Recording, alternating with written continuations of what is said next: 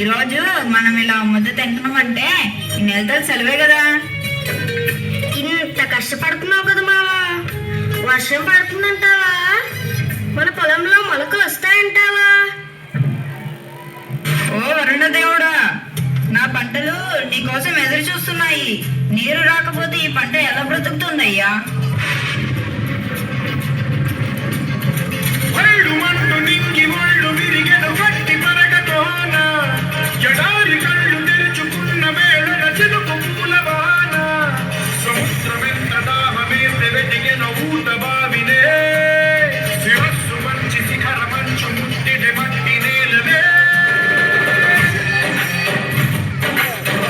అయ్యా, మన పంటలో మొలకలు వచ్చినట్టున్నాయి చూడు. నా పొలంలో మొలకలు వచ్చాయి.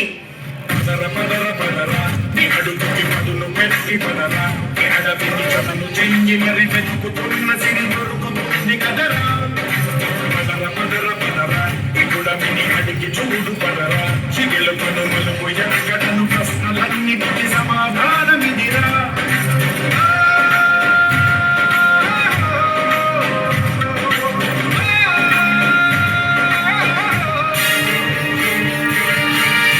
అరే ఏంట్రా రాముడు, అందరూ సంతోషంలో పరవళ్ళు దక్కేస్తున్నారు. ఏంటి, 2 చినుకులు పడగానే, కొంచెం పంట కనిపించగానే మీ ముఖంలో ఎంత సంతోషం వచ్చేసిందా? ఒకే కదాలు పీకేస్తే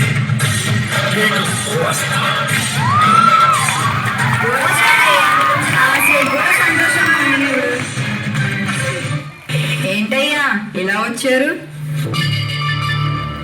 అరే, ఈసారి మీ పంటని నాకు అమ్మమని చెప్పడానికి వచ్చా. లేదయ్యా,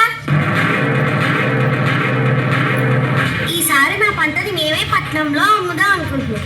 ఎందుకంటే మీరు మాకు చాలా తక్కువ సొమ్ము ఇస్తున్నారు. మేమే అమ్ముకుంటే రూపాయి ఎక్కువ వస్తుందని. ఏంటేటి, పట్టణానికి వెళ్ళి పంట అమ్ముతావా? నన్ను కాదని నీ పంటని ఎవరు కొంటారో?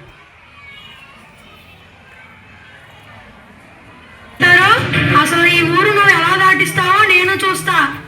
రేయనక పగలనక ఎండనక వాననక వాదనక వరదనక కోడి కూత కుయ్యగానే నాగలెత్తి పొలం ఏరిసాలు పట్టికొండ్ర వేసి తుక్కి దున్నిటుగా లేచి నీరు పెట్టి తమ్ము చేసి విత్తు నాటి పైరు పెంచి పత్తు నుండి పుస్తలమ్మి మందు జల్లి కలుపు తీసి కాపు కాచి కోత కోతి కుప్ప నూర్చి బస్తా కట్టి బారుగాలం రైతు బిడ్డ నెత్తురంత చెమట చేసి వెనకేసే సొమ్మని ఎనక్కి తిరిగేలోపు కాజేయడానికి నీకెన్ని గుండెలు. సరేరా, నీ కష్టం తెలియక అలా అనేసా. నీ ఇష్టం.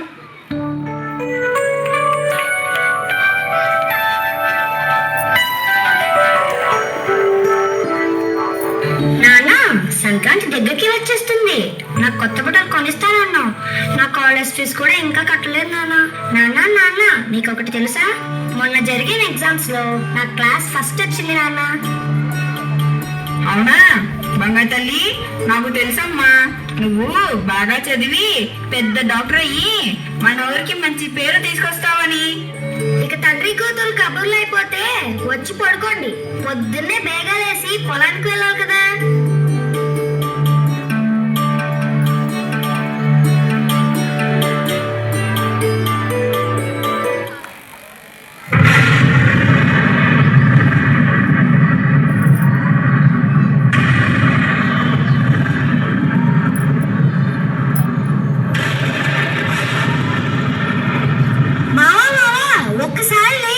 ఏంటి ఊరుములో మెరుపులు? వర్షం పడేలా ఉంది. ఒక్కసారి పొలం దాకా వెళ్ళొద్దాం పదా.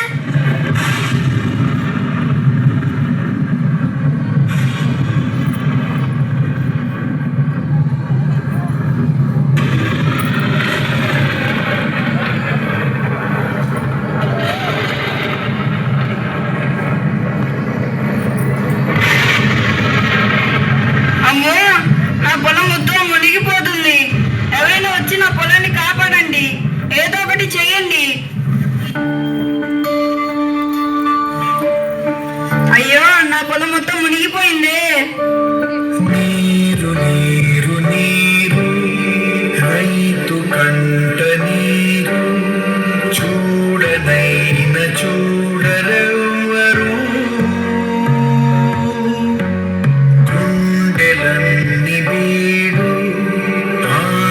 నన్ని మోడు ఆదరించు నాథుడెవ్వరు. ఒకప్పుడు రైతు ధైర్యంగా బతికేవాడు, కానీ ఇప్పుడు రైతు భయంతో బతుకుతున్నాడు. పంట వేయాలంటే నీళ్లుంటాయో లేదో భయం, నీళ్లుంటే పంట చేతికి వస్తుందో లేదో భయం, పంట చేతికి వస్తే దాన్ని ఎలా కాపాడుకోవాలని భయం. అదే భయంతో తను అనుకున్న ధర వచ్చినా రాకపోయినా వచ్చిన ధరకే తన పంటను అమ్మేసుకుంటున్నాడు.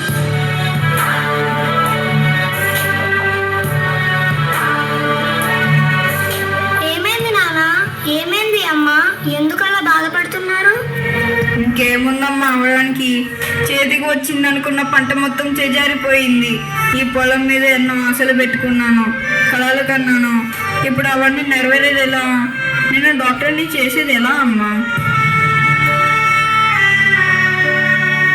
నాన్న, నీ కష్టాలు తీర్చడం కోసం వ్యవసాయాన్ని అభివృద్ధి పరిచే కొన్ని కొత్త పద్ధతులను నేను చెల్లి కలిసి తెలుసుకున్నాం నాన్న. అవునా? ఏంట్రా అవి? సరే చెప్తా వినండి అందరూ. డ్రోన్లు మరియు ఏఐ రోబోట్లు. పంటలు పర్యవేక్షించడానికి, పురుగుల మందులు పిచికారీ చేయడానికి డ్రోన్లను ఉపయోగిస్తున్నారు. ఏఐ ఆధారిత రోబోట్లు సాగు పనులు చేయడంలో సహాయపడుతున్నాయి. Smart farming. భూమి లేకుండానే పంటలు పండించే పద్ధతులు. వ్యవసాయంలో డిజిటల్ టెక్నాలజీని ఉపయోగించడం స్మార్ట్ ఫార్మింగ్ లో భాగం. ఆధునిక యంత్రాలు. భారీ వ్యవసాయ యంత్రాలు, యంత్రాలతో పాలు పితికే పద్ధతులు వంటి ఆధునిక సాంకేతిక పరిజ్ఞానం వ్యవసాయాన్ని సులభతరం చేస్తుంది. డిజిటల్ విప్లవం. డిజిటల్ టెక్నాలజీలు వ్యవసాయంలో సరికొత్త మార్పులను తీసుకువచ్చాయి. ఈ సాంకేతికతల వల్ల ప్రయోజనాలు: 1. దిగుబడి పెరుగుతుంది. 2. ఖర్చులు తగ్గుతాయి. 3. సామర్థ్యత పెరుగుతుంది. 4. సాధారణ రైతులకు లాభాలు కలుగుతాయి.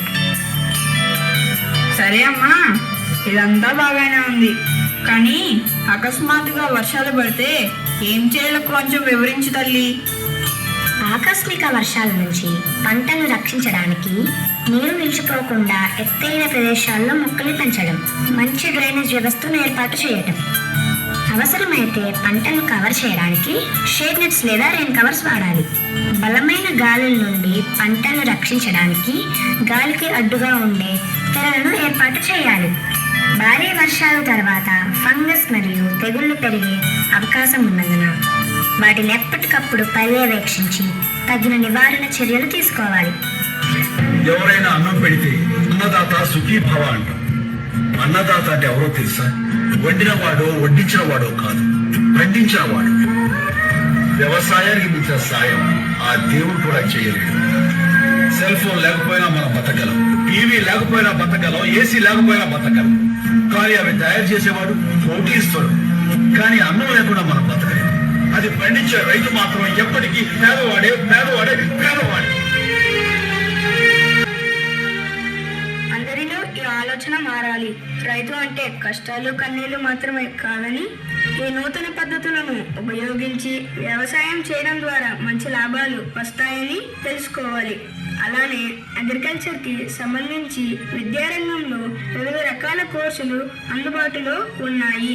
వాటిని తెలుసుకొని అందులో రాణించే విధంగా ప్రతి తల్లిదండ్రులు వారి పిల్లల్ని ప్రోత్సహించి దేశాన్ని అభివృద్ధి బాటలో నడిపించాలి. ఇంతటితో ఈ స్కిట్ ముగిసింది.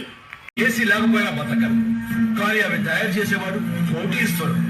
కానీ అన్నం లేకుండా మనం బతకలేం. అది పండించే రైతు మాత్రం ఎప్పటికీ పేదవాడే పేదవాడే పేదవాడే.